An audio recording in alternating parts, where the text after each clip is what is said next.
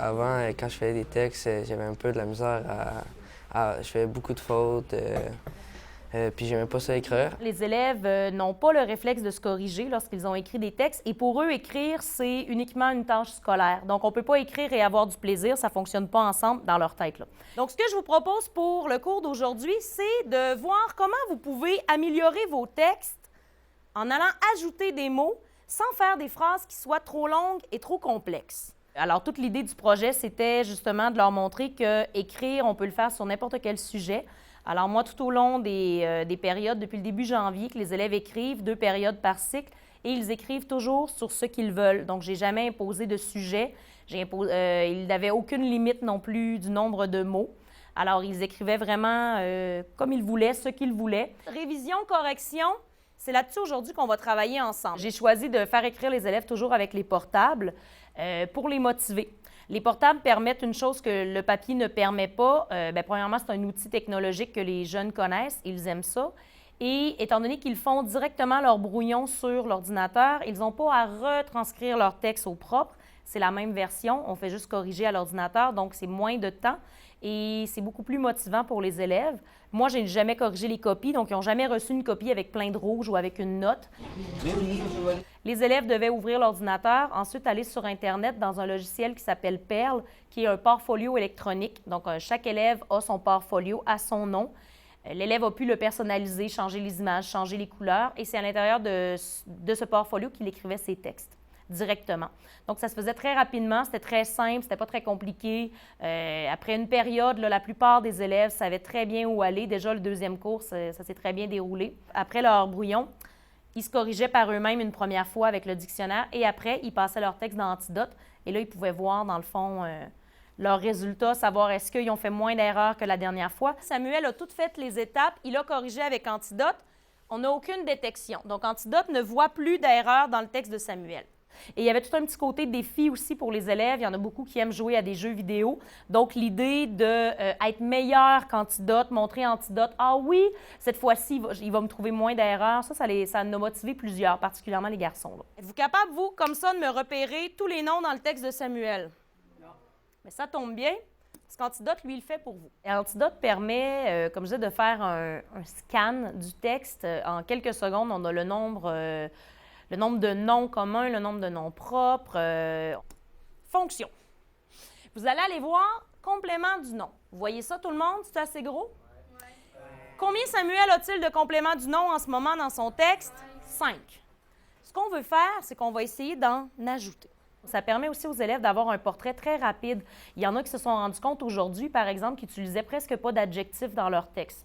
Afin d'enrichir votre texte, avec des compléments du nom, évidemment, qui seront pertinents et en lien avec ce que vous avez écrit. Et là, ils m'ont dit, « Madame, est-ce que c'est grave? » Non, ce n'est pas grave, mais ça veut dire que, quelque part, ton texte pourrait peut-être être plus riche si tu en employais plus. Mais ça, c'est quelque chose que ça aurait été difficile de faire sur une copie papier. Vous allez cliquer sur « Nom commun » et tous les noms communs vous apparaissent surlignés en jaune. Vous voyez ça? Oui. Le logiciel le permet aussi d'aller analyser les textes en allant voir, par exemple, s'il y a des indices de temps, de lieu. Ça se fait très rapidement. On clique sur un bouton, on a tout ça.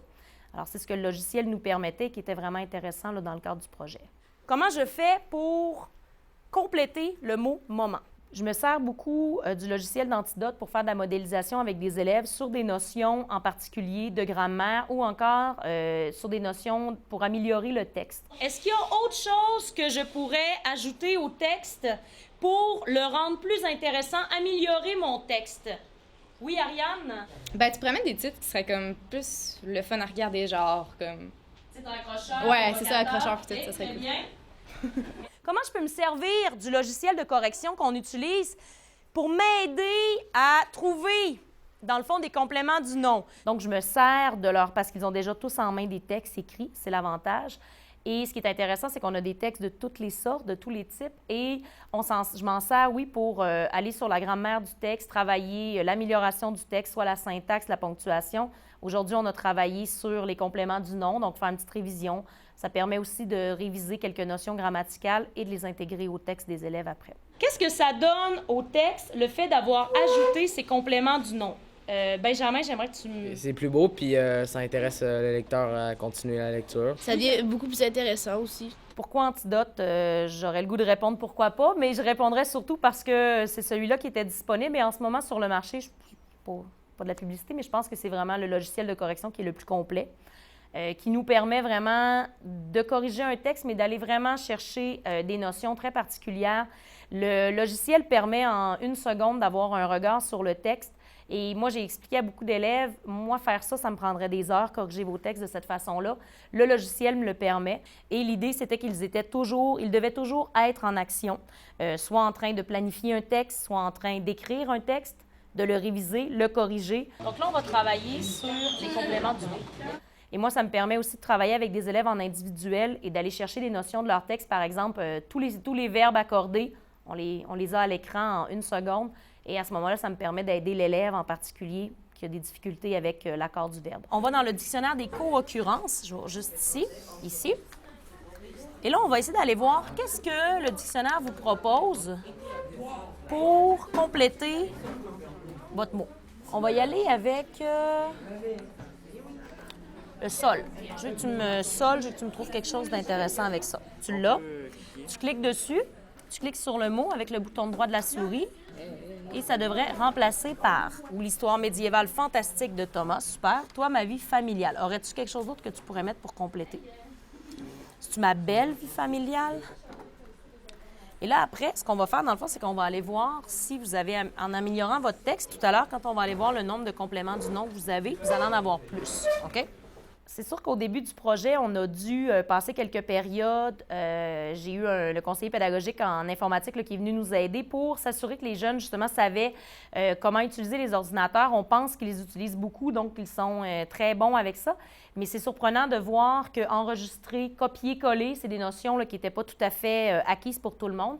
Donc, on a pris du temps en début pour s'assurer vraiment là, que chacune des étapes était correcte. L'ordinateur, on l'a utilisé à raison de 2 périodes par cycle, donc environ 2 périodes par 2 semaines. C'est assez, selon moi, parce qu'on a quand même plein d'autres choses à voir dans le programme. Mais évidemment, il faut que ce soit développé là, dès le début de l'année, je pense, pour que le projet puisse vraiment avoir un impact et porter fruit en fin d'année, pour que l'élève développe des automatismes de correction. C'est un projet quand même qui doit se dérouler là, sur une longue période. Ça m'apporte un vocabulaire plus élevé. Ça m'apprend des nouveaux mots. Mais oui, ça pourrait aider dans n'importe quel cours. Donc, tu veux mieux écrire, utiliser des meilleurs mots. J'ai peut-être corrigé 10 fautes, tandis qu'avant, j'en faisais à peu près 48. Là. OK. J'ai fait beaucoup de fautes. OK. Donc, une grosse amélioration. Oui, grosse. L'objectif ultime du projet, c'est vraiment un objectif double.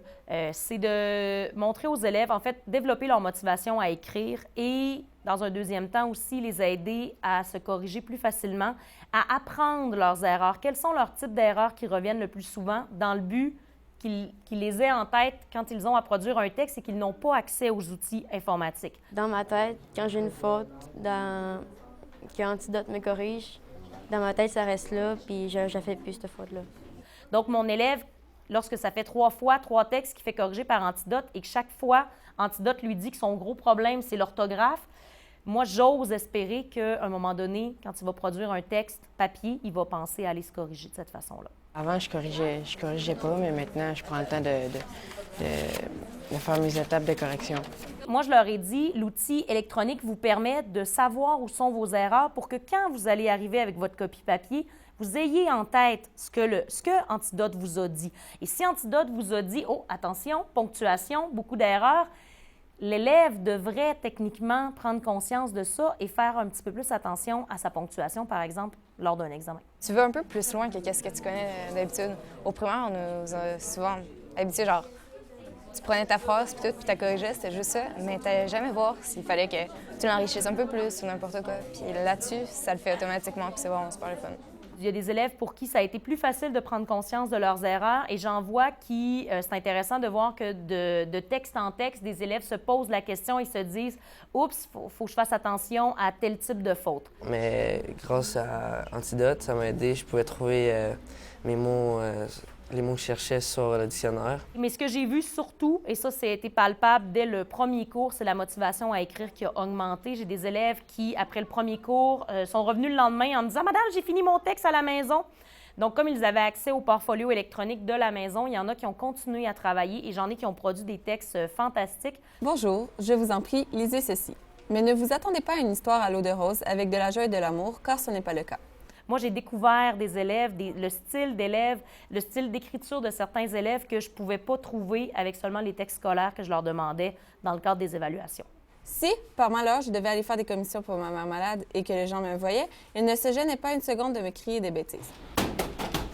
C'est sûr qu'aujourd'hui, en 2013, on peut plus enseigner en faisant semblant que ça n'existe pas, les ordinateurs. Nos élèves les utilisent constamment à la maison, les utilisent sur l'heure du dîner. Pendant les pauses, ils utilisent des téléphones intelligents. On n'a pas le choix, je pense, comme enseignants, enseignantes, de nous-mêmes se former et d'aider nos jeunes aussi à se rendre compte quels sont les outils qu'ils ont disponibles. J'ai beaucoup d'élèves qui possédaient déjà le logiciel Antidote à la maison et m'ont avoué qu'ils n'avaient aucune idée comment ça fonctionnait et ne l'avaient jamais utilisé. Et là, ils sont convaincus, ils sont mordus, ils veulent un correcteur parce qu'ils ont vu à quoi ça leur servait. Et de travailler avec les ordinateurs, je trouve ça intéressant parce que ça nous permet aussi de faire de l'éducation un peu, surtout qu'est-ce qu'on fait avec l'ordinateur, à quoi ça sert, comment on peut s'en servir pour que ça devienne pas juste un loisir, mais un outil de travail, un outil pour nous aider aussi.